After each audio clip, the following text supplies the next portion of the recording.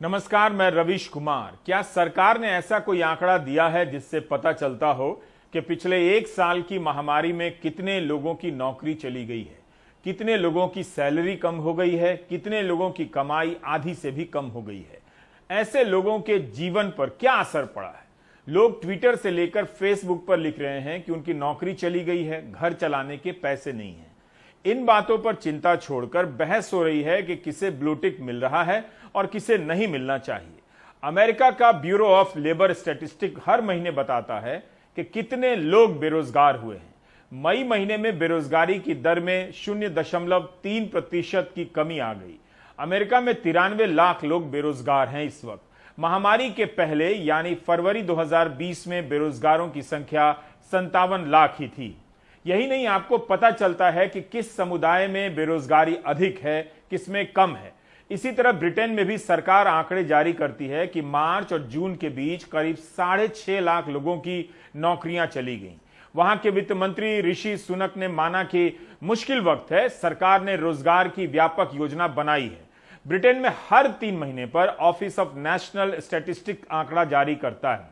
Netherlands की एक संस्था है central agency for statistics, CBS, इसने भी अपनी वेबसाइट पर इसका विश्लेषण पेश किया है कि कोविड के कारण नौकरी पर क्या असर पड़ा है, कितने लोग बेरोजगार हैं, कितने लोग अपनी बचत से पैसे निकालकर काम चला रहे हैं। भारत में आप इस तरह के डेटा के बारे में आधिकारिक तौर पर नहीं जानते हैं। जैसे महामारी से मरने वालों की संख्या गायब कर दी गई, उसी तरह से महामारी में बेरोजगार हुए लोगों की संख्या भी गायब कर दी गई है। भारत के श्रम एवं रोजगार मंत्रालय ने 2020-21 की सालाना रिपोर्ट जारी की। इस सालाना रिपोर्ट में रोजगार का आंकड़ा ही नहीं था। Centre for monitoring Indian economy, CMIE ही है जो बेरोजगार का सर्वे करता है और उसी से आंकड़े का अंदाजा मिलता है। हालत यह है कि उद्योगों की संस्था CII भी CMIE के आंकड़ों को ही कोट कर रही है। लोगों की आमदनी किस तरह से प्रभावित हुई है, इस पर सरकार बात नहीं करती। लोग भी सरकार के बारे में किसी और मसले को लेकर बात कर रहे होते हैं। हालत यह है कि बहुत से माँ बाप के पास फीस भरने के पैसे नहीं हैं। शिक्षा मंत्रालय यह भी नहीं बताता कि महामारी के दौरान कितने बच्चों के स्कूल छूट गए हैं फीस न भरने के कारण। यही नहीं, जो बच्चे फीस नहीं दे पा रहे हैं उन्हें क्लास का लिंक नहीं भेजा जा रहा है। एक तरह से क्लास से निकालना ही हुआ। मुंबई के ऐसे माँ बाप अदालत के पास गए हैं। ऐसे मसलों पर कहां तो सरकार को लोगों के पास जाना चाहिए, लेकिन लोग अदालत के पास जा रहे हैं कि सरकार सुन ले। मुंबई के चारकोप इलाके के एक निजी स्कूल के बाहर रोजाना इसी तरह बड़े पैमाने पर अभिभावक खड़े दिख जाएंगे। सभी की कोशिश होती है कि किसी तरह प्रिंसिपल को मना लिया जाए और उनके बच्चों की पढ़ाई दोबारा शुरू हो जाए। सोमवार से ही मुंबई के स्कूल खुल चुके हैं, लेकिन ऐसे बच्चों को अब तक ऑनलाइन क्लास में नहीं जोड़ा गया है जो फीस नहीं भर पाए। ट्रांसपोर्ट कारोबार से जुड़े दीपक साल्वी का बेटा इसी स्कूल में पढ़ता है। अब तक ये स्कूल की शुरुआत में ही साल भर की फीस भर दिया करते थे, लेकिन 1.5 साल से कारोबार ठप है, जिसका असर इनकी जेब पर पड़ा है। बमुश्किल घर चल पा रहा है, फीस भरना फिलहाल मुमकिन नहीं है। उदय अहिरे की कहानी भी ऐसी ही है। ये ड्राइवर का काम करते हैं और कड़ी मेहनत कर अपने बच्चों को अच्छे स्कूल से पढ़ाना चाहते हैं। अब तक सब कुछ ठीक चल रहा था, लेकिन कोरोना का असर इनकी जेब के साथ ही बच्चों के भविष्य पर पड़ा है। इनकी तरह ही कई और भी हैं।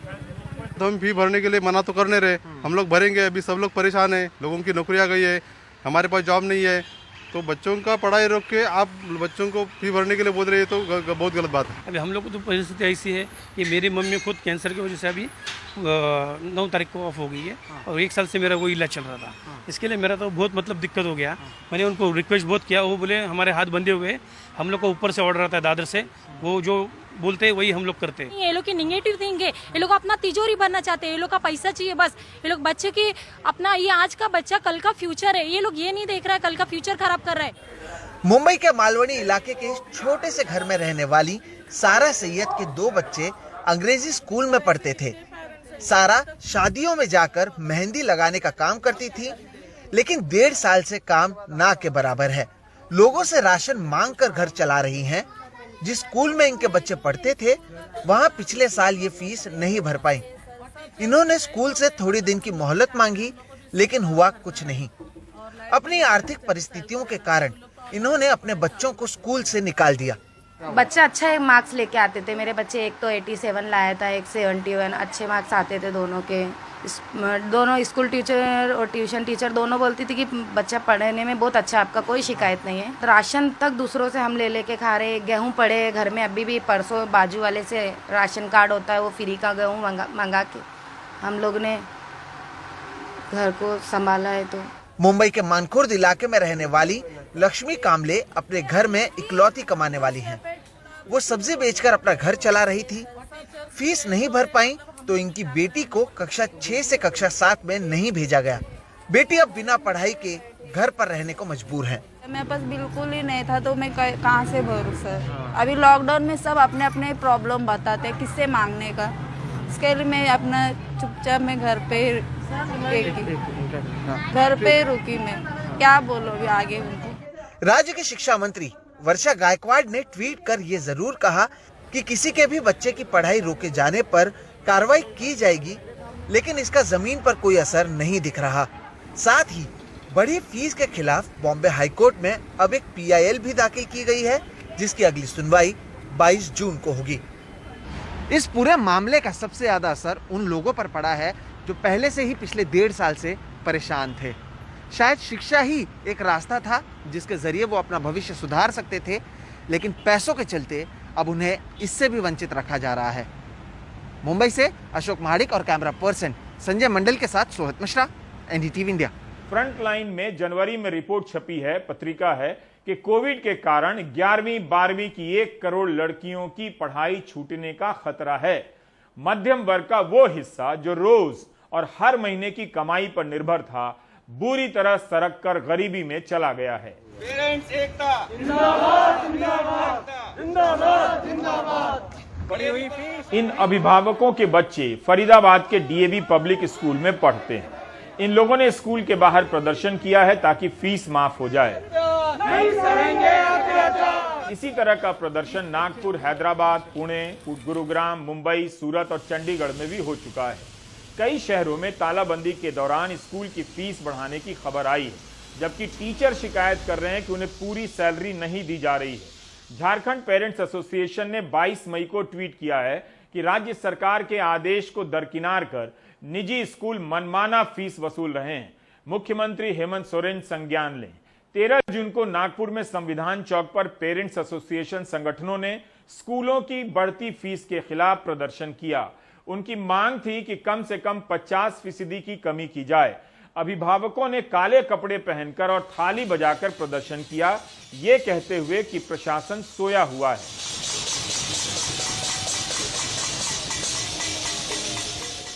जब इनकम नहीं है तो हम फीस टाइम पे कैसे भरें? अगर हम फीस टाइम पे नहीं भर पा रहे हैं तो हमारे बच्चों को ऑनलाइन क्लासेस से निकाल दिया जा रहा है, उन्हें ब्लैकमेल किया जा रहा है। 15% फीस बढ़ा दी है अच्छा इस अप्रैल से, ठीक है, जबकि लॉकडाउन चल रहा था। प्लस इसके अलावा development charges per month, development charge भी बढ़ा दिया है। अच्छा, 1250 रुपए पर मंथ डेवलपमेंट चार्जेस कर दिया है, जो कि पूरे एनुअल चलेगा। तालाबंदी और काम धंधा बंद होने के कारण मिडिल क्लास बच्चों की फीस देने के लिए संघर्ष कर रहा है। हमारे पास इसका भी आंकड़ा नहीं है कि दिल्ली या किसी शहर के स्कूलों में कितने बच्चों की फीस लेट आई है। हर चीज तुक्केबाजी पर चल रही है। डेटा को तेल कहने वाली सरकार तेल के दाम बढ़ने पर चुप है और डेटा के गायब होने पर भी चुप है। सोशल मीडिया पर कई लोग लिख रहे हैं कि कमाई बंद हो जाने से फीस नहीं दे पा रहे हैं। उनकी समस्या यह है कि मीडिया में आ भी नहीं सकते। वृंदा ने लखनऊ के ऐसी ही एक महिला से बात की। उनकी कहानी हम आपके सामने लाना चाहते हैं। हमने पात्र की पहचान बदल दी है। कविता का परिवार आय प्रमाण पत्र के अनुसार गरीबी रेखा से नीचे आता है। दूसरी क्लास में 8 साल का बेटा पढ़ता है और बेटी 6ठी में। बेटे की फीस 1450 रुपए महीना है। शिक्षा के अधिकार के तहत चयन होने के बाद भी स्कूल पूरी फीस मांगता रहा। बेटी की फीस 1750 रुपए है।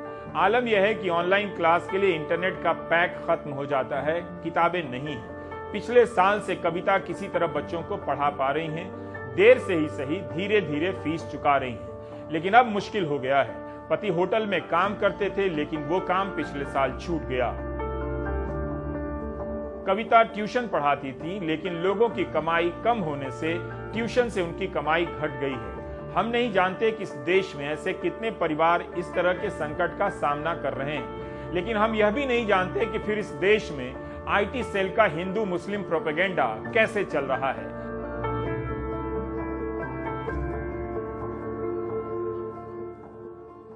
तालाबंदी के समय से आबादी के एक बड़े हिस्से के लिए भरपेट भोजन सपना हो गया है। बेशक सरकार ने 80 करोड़ लोगों को मुफ्त अनाज दिया है, लेकिन वह भी काफी नहीं है। महंगाई के कारण खाने पीने की दूसरी चीजें महंगी हो गई हैं।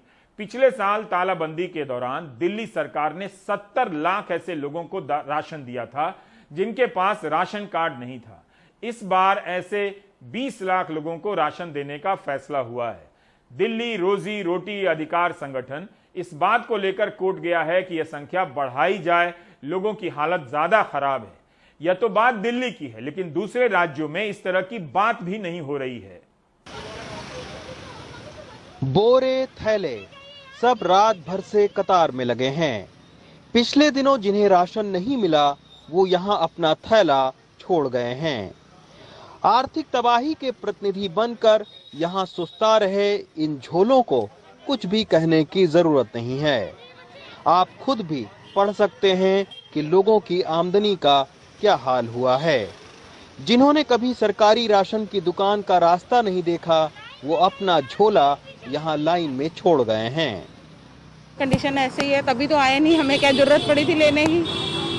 कैसी कंडीशन है, क्या दिक्कत? काम जब दुकान ही बंद होगी, काम नहीं होगा तो कहाँ से करेंगे।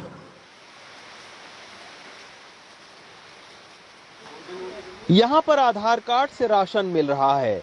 जिनके पास राशन कार्ड नहीं है उन लोगों को राशन दिया जा रहा है। एक आधार कार्ड पर 4 किलो गेहूं और 1 किलो चावल मिल रहा है।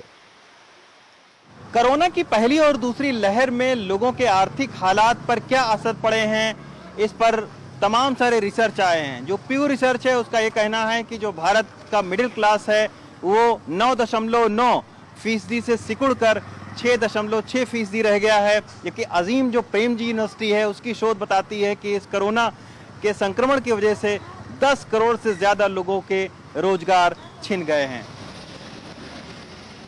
रानी गार्डन से 2 किलोमीटर चलकर गीता कॉलोनी आई 61 साल की संतोष कुमारी सुबह 5 बजे से आई हैं।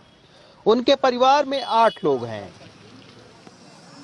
लॉकडाउन में सिलाई का काम बंद हो गया, साथ ही दोनों लड़कों की नौकरी चली गई। अपनी बीमार लड़की और परिवार के हालात बताते वो भावुक हो जाती हैं। ये कतार आप देख सकते हैं कि ये लाइन है सरकारी राशन लेने वालों के।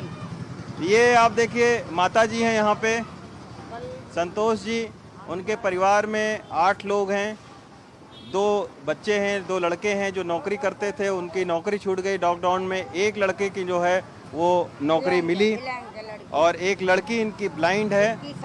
तो पूरे परिवार में 8 लोग हैं। और ये माता जी खुद सिलाई कढ़ाई का काम करती थी। सामान्य दिनों पर ये खुद जो है सिलाई करके अपना कमा लेती थी, लेकिन अभी 2 महीने से माता जी लॉकडाउन है और इसी की वजह से आप देखिए 1 नंबर है इनका। राशन लेने वालों की कतार में एक लाइन है और सुबह 5 बजे से माता जी यहाँ पर लाइन पर खड़ी हुई। अगर इनके दोनों बच्चों की नौकरी लगती तो शायद ये यहाँ पर लाइन में नहीं लगती। तो ये एक आर्थिक हालात है। माता जी, दोनों बच्चों की अगर नौकरी लगती तो शायद आपको राशन लेने की जरूरत नहीं पड़ती।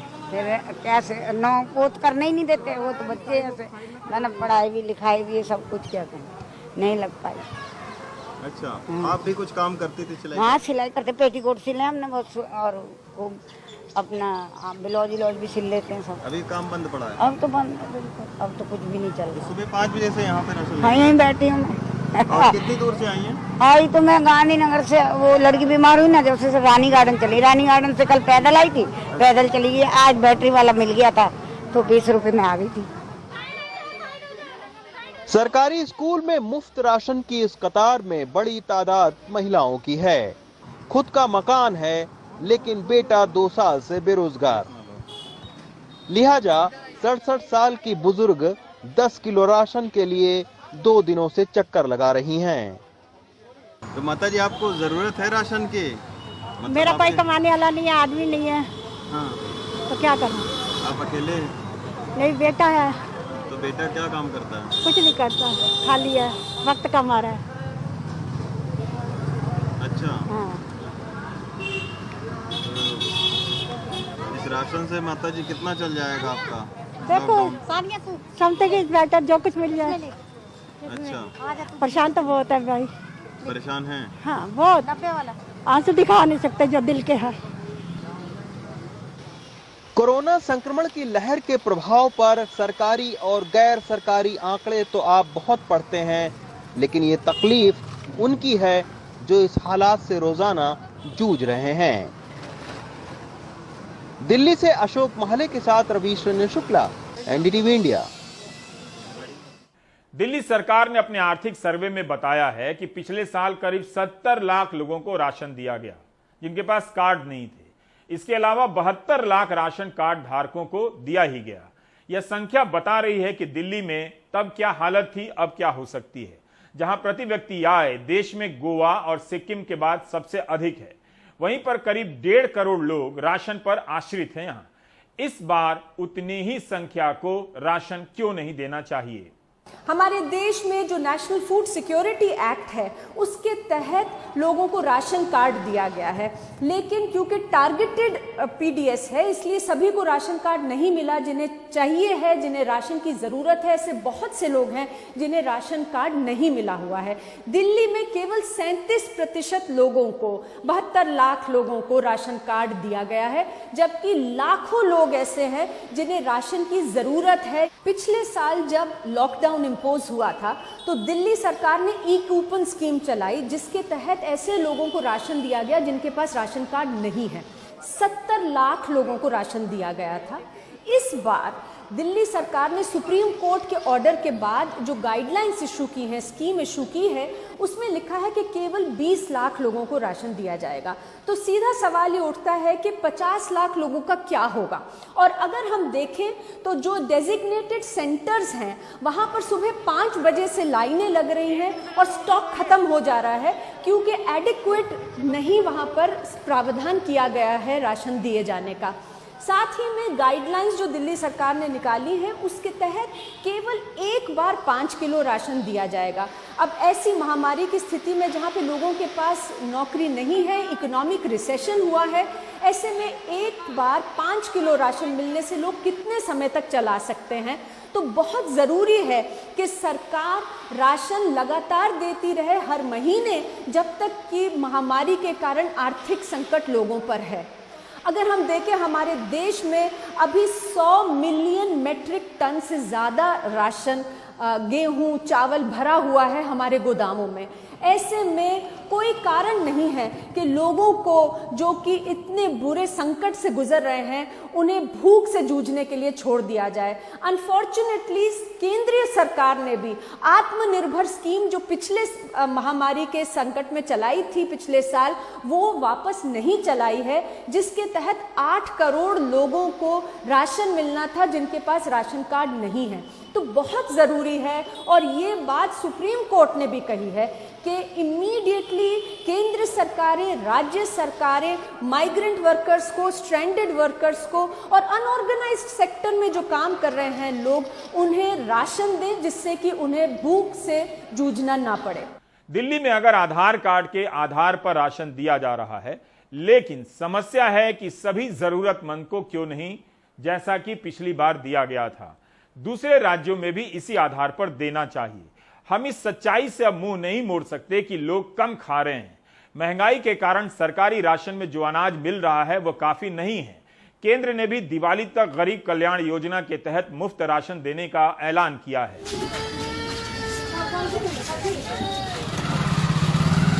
हमारे सहयोगी हबीब पटना के लोदीपुर स्थित एक राशन की दुकान पर गए। सामान्य आवाजाही थी। वहां आने वालों को पता है कि जो मिल रहा है वही काफी है और उसी से काम चलाना पड़ेगा। गेहूं और चावल तो मिल जाता है, लेकिन भोजन सिर्फ चावल और गेहूं से नहीं बनता है। तेल के अलावा दाल भी महंगा हुआ है। खाने का बजट बढ़ गया है, भोजन रोज की लड़ाई है। यहाँ खरीदने आए एक व्यक्ति ने बताया कि तेल महंगा होने के कारण उबाल कर खा रहे हैं। इतना महंगाई में आप तेल खरीद पाएंगे?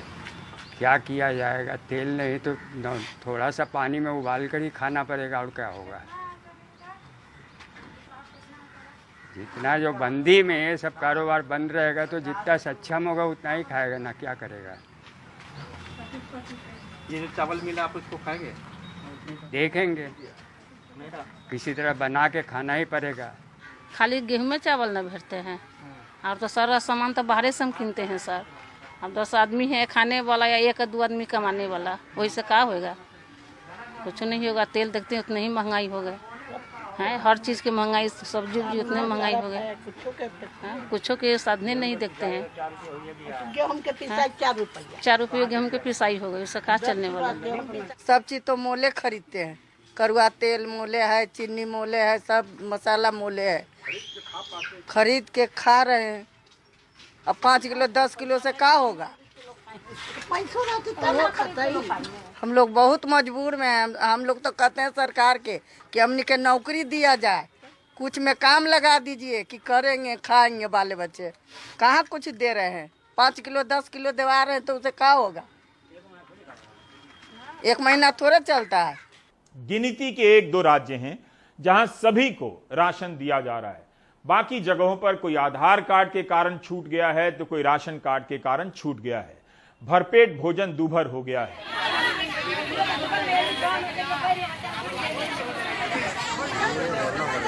यह दृश्य मदुरै का है। यहां राशन की दुकान के बाहर भीड़ लगी है। न्यूज एजेंसी ANI ने लिखा है कि सामाजिक दूरी का पालन नहीं हो रहा है। तमिलनाडु की राशन दुकानों पर उमड़ रही भीड़ को लेकर सबने रिपोर्टिंग की है। आज के दौर में इस पर जोर देना ही चाहिए कि यह भीड़ कोरोना को और फैला सकती है। शायद इसी वजह से दिल्ली के मुख्यमंत्री अरविंद केजरीवाल ने लोगों को घर घर राशन पहुंचाने की बात की है। लेकिन राशन की दुकानों पर उमड़ रही भीड़ का समाचार केवल कोरोना के लिहाज से महत्वपूर्ण नहीं है। हमें यह भी देखना चाहिए कि भूख से लोगों की हालत खराब है, उनके पास खाने के लिए सरकारी राशन ही एकमात्र जरिया रह गया है। जैसे ही दुकान खुलती है बड़ी संख्या में लोग पहुंच जाते हैं। पॉजिटिव न्यूज यह है कि स्विस बैंक में भारतीयों द्वारा जमा की जाने वाली राशि काफी बढ़ गई है। 2019 के अंत तक 6,625 करोड़ रुपए जमा थे, लेकिन इस साल 3 गुना से अधिक पैसा जमा हो गया है, करीब 20,700 करोड़ रुपए। 13 साल में सबसे अधिक। आप भी कोशिश कीजिए कि स्विस बैंक में खाता खुल जाए। अब चूंकि भारत में ईमानदारी की गंगा बह रही है तो स्विस बैंक में जमा पैसे को काला धन कहना सरासर गलत होगा। इसमें वो राशि शामिल नहीं है जिसके बारे में खुलासा नहीं किया गया है, यानी काले धन की संख्या इससे अलग हो सकती है। अखबारों में इधर उधर कुछ खबरें छप रही हैं कि लोग अपनी फिक्स डिपॉजिट तोड़कर घर चला रहे हैं। दूसरी लहर के 2 महीने पहले इंडिया स्पेंड में रोहित ईनानी की रिपोर्ट है कि लोग अपनी बचत का इस्तेमाल कर रहे हैं, कम खा रहे हैं।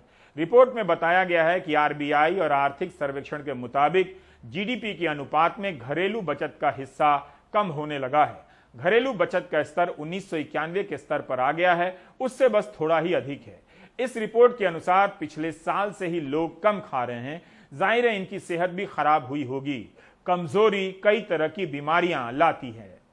अयोध्या में जमीन खरीद का मामला ठंडा नहीं पड़ रहा है। मुख्यमंत्री योगी आदित्यनाथ की सफाई के बाद भी कि इसमें कोई घोटाला नहीं है, रोज नए नए तथ्य सामने आ रहे हैं, मीडिया की रिपोर्ट में भी और विपक्ष के अलग अलग दावों में भी। राम जन्मभूमि ट्रस्ट की खरीदी गई जमीन पे ताज़ा विवाद ये है कि एक ही शख्स से बोर्ड ने 2 ज़मीनें खरीदी।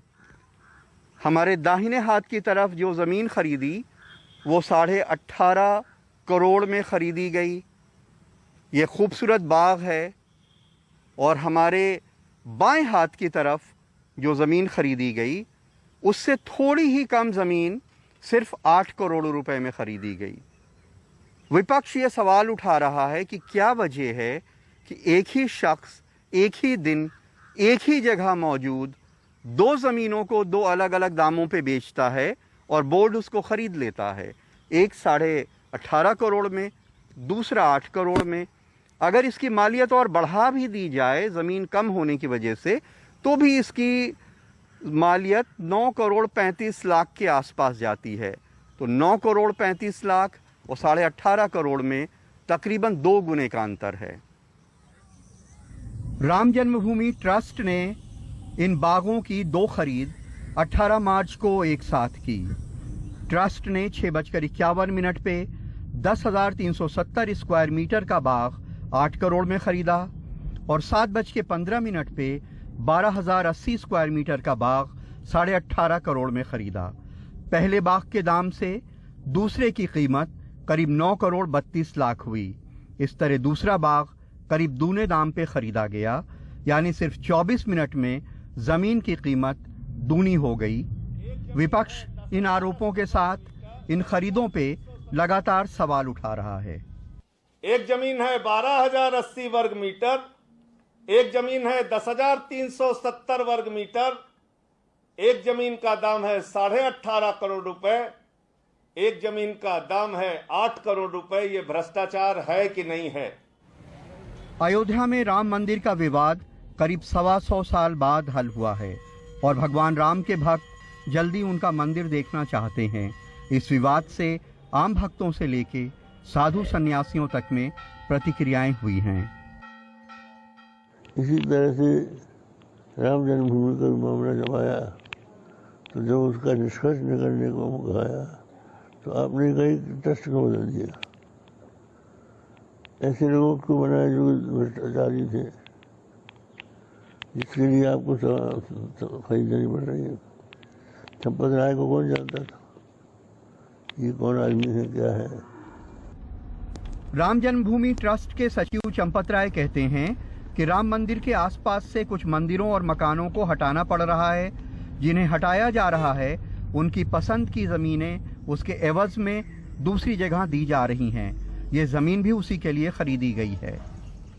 तीर्थ क्षेत्र का निर्णय है कि जिनको खरीदा जाएगा ऐसे सब व्यक्तियों को, स्थानों को पुनर्वासित भी किया जाएगा। पुनर्वास करने के लिए भी उन्हीं की सहमति और पसंद की जमीन को हम खरीदेंगे और संबंधित संस्थानों और व्यक्तियों को प्रदान करेंगे।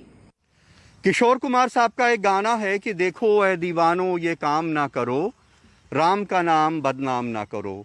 यूं तो इस मुल्क में जमीन जायदाद के लातादाद विवाद सदियों से चलते रहे हैं और सदियों तक चलते रहेंगे, लेकिन चूंकि इसमें उस ट्रस्ट का नाम जुड़ा है जो भगवान राम लला का मंदिर बनाने वाला है, इसलिए जब उसका नाम जुड़ता है तो राम के भक्तों को तकलीफ तो होती ही है। अयोध्या में विनीत वर्मा, राजेश गुप्ता और प्रमोद श्रीवास्तव के साथ कमाल खान, NDTV इंडिया। सवाल है कि आईटी सेल जो फैलाएगा उसी पर लोगों को यकीन करना है, तो ऐसे तथ्यों की क्या भूमिका रह जाती है? चारों तरफ और रोज झूठ देखते देखते होता यह है कि देखने वालों को झूठ की आदत पड़ जाती है। जैसे ही कोई नया तथ्य आता है, देखने वालों के विचार तंतुओं में शॉर्ट सर्किट हो जाता है, जिससे उल्टा वो नाराज हो जाता है। जमीन के सौदों को लेकर जो सवाल उठ रहे हैं उससे कहीं ज्यादा प्रभाव इस बात का है कि सवाल उठाने वालों के खिलाफ व्हाट्सएप यूनिवर्सिटी में किस तरह के मीम बन रहे हैं। आपको यकीन ना हो तो रिश्तेदारों और हाउसिंग सोसाइटी के व्हाट्सएप ग्रुप में चेक कर लीजिएगा, साथ में अपना बीपी भी चेक कर लीजिएगा। ब्रेक ले लेते हैं।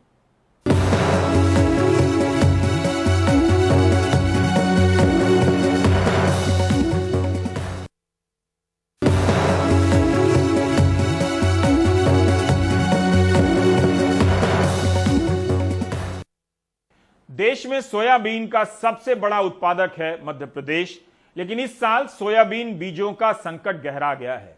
खरीफ सीजन सिर पर है और बुवाई शुरू होने वाली है। किसान हैं कि बीज ढूंढ रहे हैं, जहां मिल रहा है वहां 8 से 12,000 रुपए क्विंटल। इस कालाबाजारी को रोकने के बजाय कृषि मंत्री कह रहे हैं कि सोयाबीन घाटे का सौदा है, किसान दूसरी फसल लगा लें। ये तस्वीरें जून के पहले हफ्ते की हैं। शाजापुर में शासकीय बीज केंद्र पर किसानों की भारी भीड़ उमड़ी और सोशल डिस्टेंसिंग की जमकर धज्जियां उड़ती दिखीं। 11 बजे केंद्र खुलता, लेकिन 6 बजे से ही किसान लाइन में लग गए। बोलो जय किसान। एक पर्ची पर 60 किलो सोयाबीन बीज मिला। किसानों की मांग इससे कहीं ज्यादा थी। हमारे साथी सुनील ने बताया कि नाराज किसानों को संभालने के लिए पुलिस ने मोर्चा संभाला।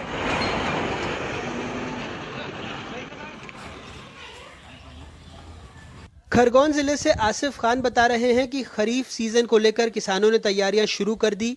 इस साल 70,000 हेक्टेयर में सोयाबीन की बोवनी किए जाने का लक्ष्य रखा गया, लेकिन किसानों को दुकान, सोसाइटी कहीं से बीज नहीं मिल पा रहा। सोयाबीन का बीज हमको नहीं मिल रहा है, 2 महीने से हम परेशान हो रहे हैं। और समिति में भी हम गए थे, बोले हमारे पास अभी नहीं आया सोयाबीन। और बाजार गए थे, बाजार बोले हमारे पास पक्का बिल नहीं मिलेगा और बीज की कोई गारंटी नहीं मिलेगी। तो सर हम कैसे बीज बोए? पड़ोसी धार से अमीन ने बताया कि कई किसानों ने इस बार सोयाबीन बोया ही नहीं। कालू 3.5 एकड़ में सोयाबीन लगाते थे, इस बार कपास बोया है। तो कपास बोया है। अच्छा, कपास बोया। पहले क्या बोते थे? पहले सोयाबीन बोते, महंगा होने के कारण हमने सोयाबीन नहीं बोया। अभी बहुत महंगा मिल रहा है, 8,000 रुपये कट्टो मिल रहा है। अच्छा। बेचने जहाँ 3500 का भाव मिलता है, हमको क्या भाव कर रहा है? मध्य प्रदेश को सोया राज्य का तमगा मिला हुआ है, लेकिन इस बार किसानों को गुणवत्ता वाले सोया बीजों के गंभीर संकट का सामना करना पड़ रहा है। जो है वो 10,000 रुपये प्रति क्विंटल से 12,000 रुपये प्रति क्विंटल की कीमत पर उपलब्ध हैं। देश में सोयाबीन उत्पादन में मध्य प्रदेश और महाराष्ट्र का लगभग 89% हिस्सा है। पिछले साल मध्य प्रदेश में लगभग 58.54 लाख हेक्टेयर में फसल बोई गई थी, जबकि महाराष्ट्र में लगभग 43 लाख हेक्टेयर में। चने का समर्थन और मसूर का ऐसे में बजाय किसानों को संकट से उबारने, कृषि मंत्री बयान दे रहे हैं कि किसान सोयाबीन न उगाएं। सोयाबीन घाटे का धंधा है, 1600 के 1000 करना है, तो हम किसान को ऐसी सलाह क्यों देंगे जिसमें घाटा करे किसान? वो किसान घाटे में होगा, कर्ज में आएगा।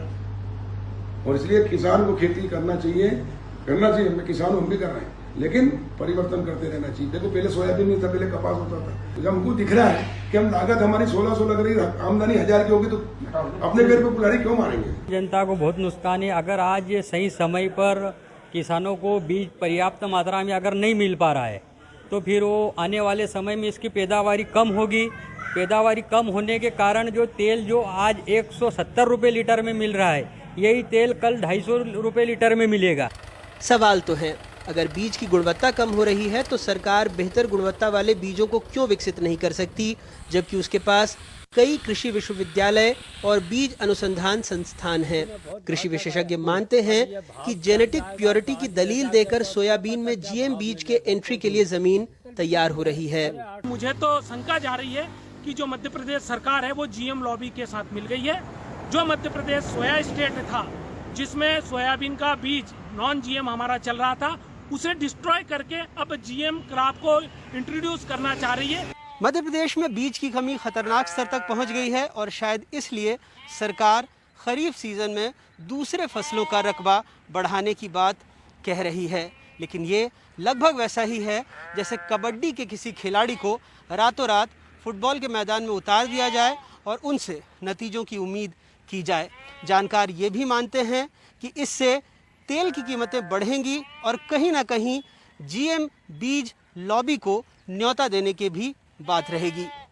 भोपाल से अनुराग द्वारी, एनडीटीवी इंडिया।